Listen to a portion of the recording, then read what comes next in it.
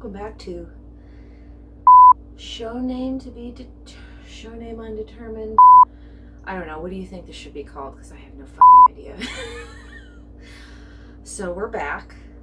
Thank you for coming back and joining us again if you were with us last week. Today, we're finally getting to hot sauce, what you've been asking for this whole time. Now, you may notice that I have my bandana, and this is not just because I'm social distancing and being a responsible human being and not going out in public and breathing all over people like a goddamn degen, but you're gonna need your breathing protection for more than just preventing the spread of disease. You are going to need it to prevent your lungs from burning into a cinder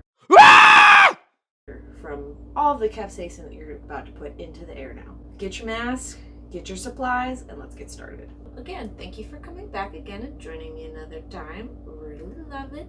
So today we are going to make the grandpa, the grandpappy, the dominatrix, the mistress, the man, the BDSM hot sauce. Now, if you are a friend of mine and you are joining me because I have been bothering you to join me, thank you. And I'll finally be giving you the recipe, but the recipe will not be fully fleshed out. I will tell you what's in it. I will not tell you how much of things are in it. What you're going to need is onions, red or white, cucumbers, poblanos, oranges, spicy boys of your choosing, dry or frozen or fresh, ginger, fresh ginger, mind you. All of these are fresh things. Garlic, cilantro, tequila, rice vinegar, lime juice, coriander, and a bunch of other things that I'm not going to tell you. You're also going to need some sort of vessel or room with a lot of ventilation so that you can cook these peppers in it, because trust me, once capsaicin is airborne, you are not going to want it in and around your face, mouth, or eyes. So please use protection and don't say I didn't warn you. First thing that we're going to do, as you can see, I already have all of these things chopped up over here. I have 2 trays. I like to do everything ahead of time and have it ready, so once you start rolling, you're ready to go. There are some things in this recipe that are going to be cooked, and then we're going to be blending them with some other things that we're not cooking. So of our cooked things, we have red onions, ginger, garlic cloves, poblano peppers, and red sweet peppers. Also,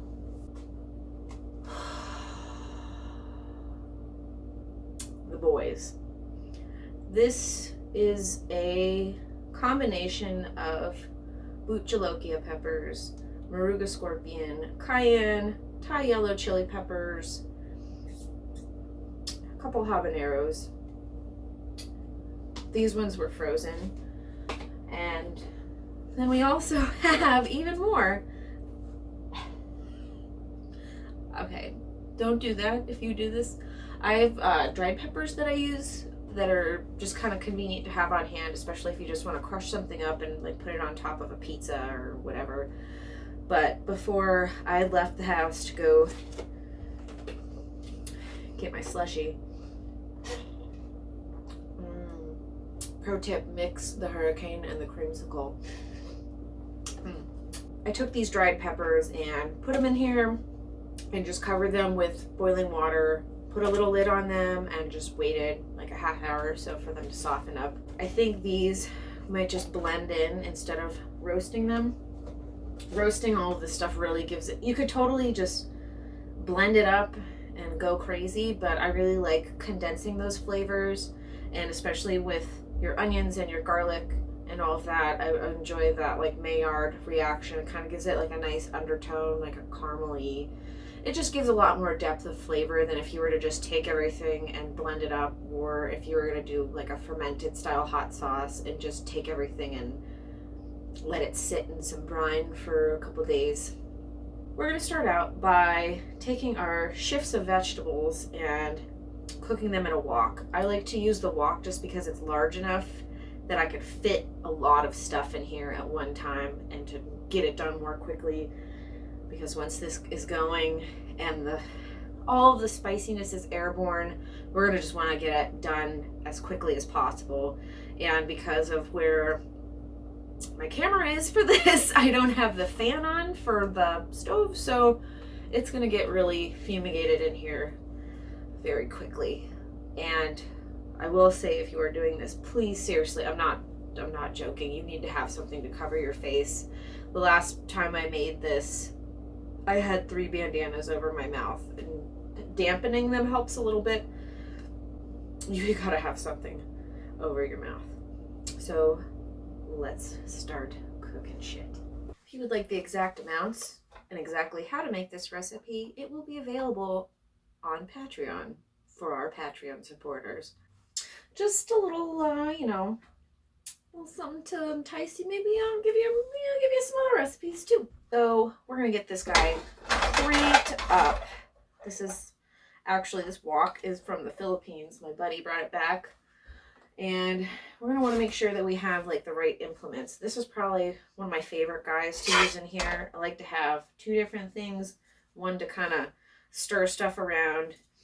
And then I like to have some tongs to, like, if I need to just pick stuff up and move it around. And then we're also going to need a towel. Typically there's like a wooden dowel type of situation in here. Obviously, you're probably going to be doing this on your stove at home, whereas I'm using this little, very, very convenient butane burner. So I'm going to get a little bit of oil in here.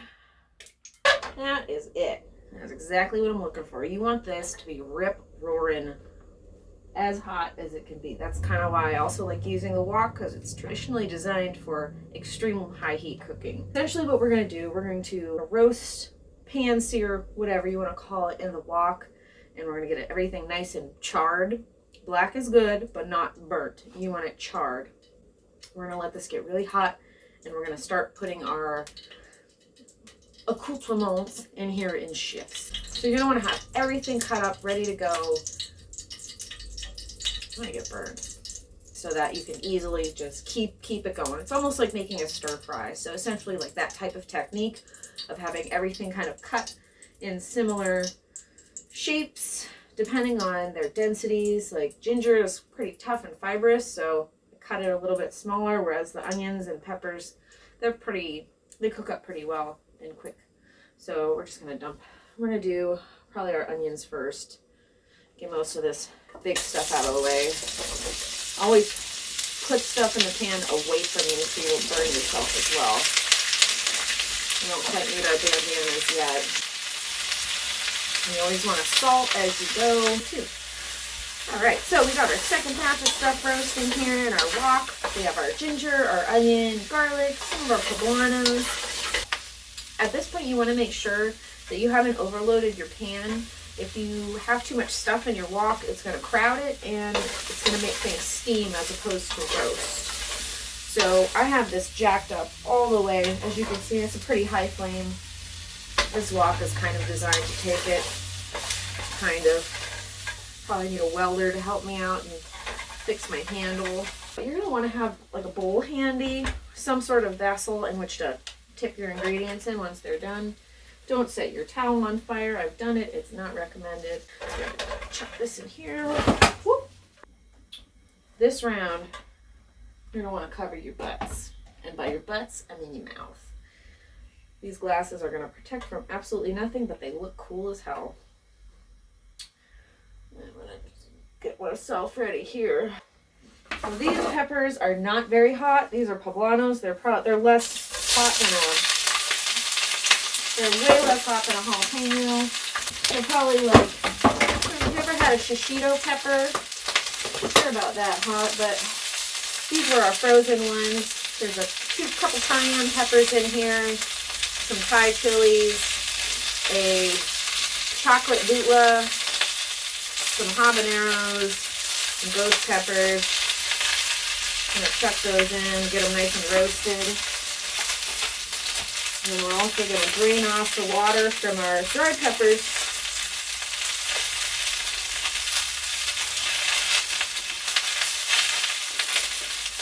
This is going to,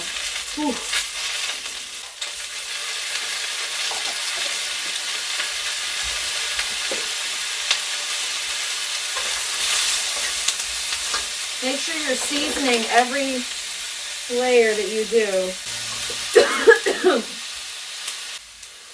It's actually working pretty good. Coffee toss. Oh,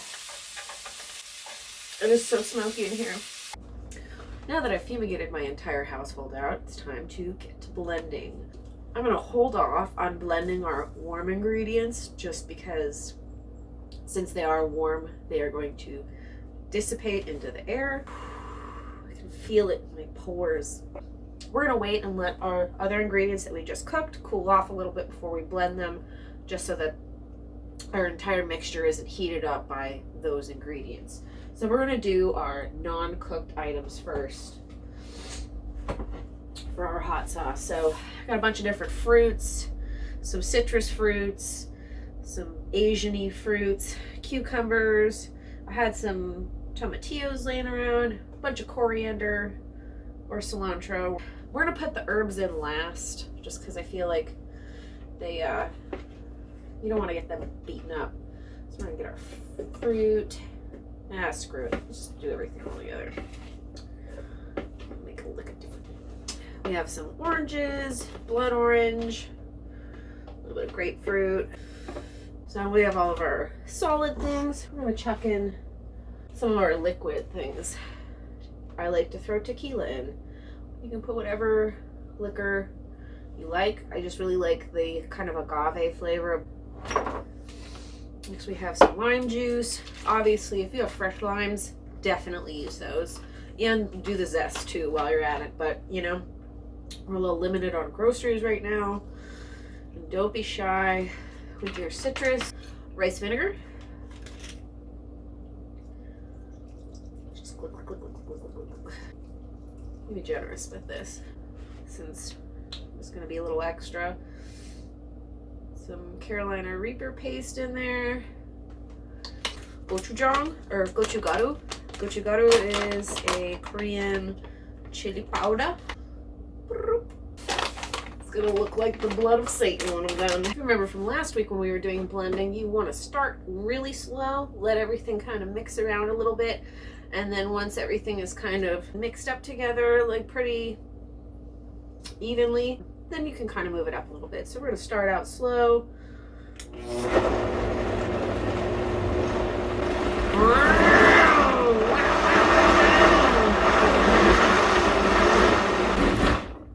We're going to blend this smooth. And we're going to also add a little bit more salt. And add some sugar in to balance everything out. It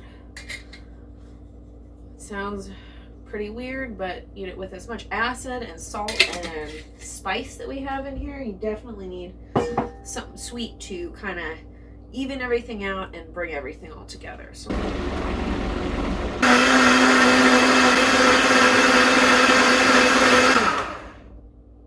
delightful. All right, so we're going to pour this out into our Cambro here.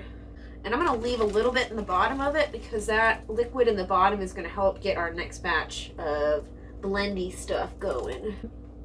Now this, you might want to put your little mask on. This is all of our roasted veggies, our ginger and onion, garlic, all of our hot peppers.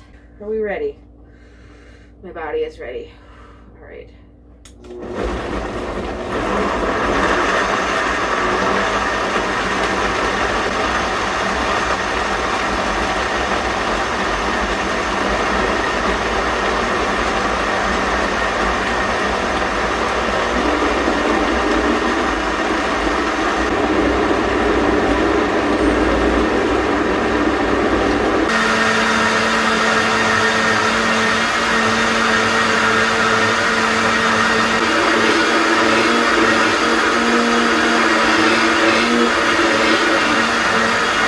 Really thick, and we're going to need a little bit more vinegar in this, so I'm going to pour this a little bit in there, and I'm going to go get some more vinegar so we can thin this out more, because this is really, really thick.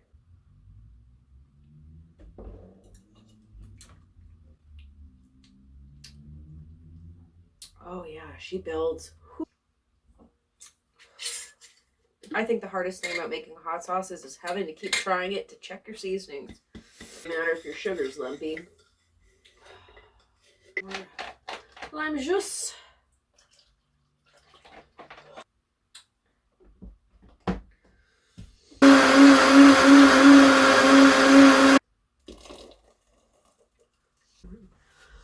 Alright, now we can, it's all smooth enough that we can just stir it. There she is. Let's give her a taste.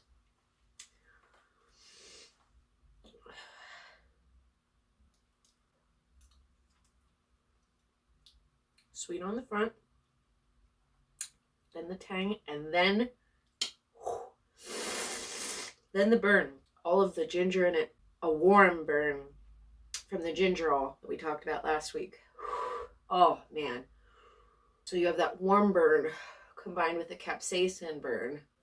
It's like a roller coaster. So you taste sweet, then you taste the tart from the vinegar, from the lime juice, and then you get the warm burn of the ginger, and the capsaicin takes it right home. Whether you're a sadist or masochist, I think everybody can get down with this hot sauce if diluted enough. We're gonna pop this in the fridge. When it's cooled down, you could store it in a mason jar. Hey, I just wanted to say, if you've stuck with me this long, thank you so much for watching. I really appreciate it. This is something I've always wanted to do, and now I finally have time to do it. I love nothing more than getting to spend some time hanging out in my kitchen and talking to myself, and then later packaging it up in a really semi-understandable way so that I can share it with you. I just want to thank you so much for joining me. And if you like this, please subscribe, like, comment, please ask me questions about stuff. I would love to answer your cooking questions. If you really, really like this, please consider subscribing to my Patreon. There are exclusive recipes. I will give you the exact recipe for this on Patreon. If you are a Patreon patron, this recipe will be available only on there. Thank you again for joining, and don't forget to wash your hands and be nice to each other and stay spicy. And I'm just going through everybody else's catch lines. I don't know. Thanks, guys.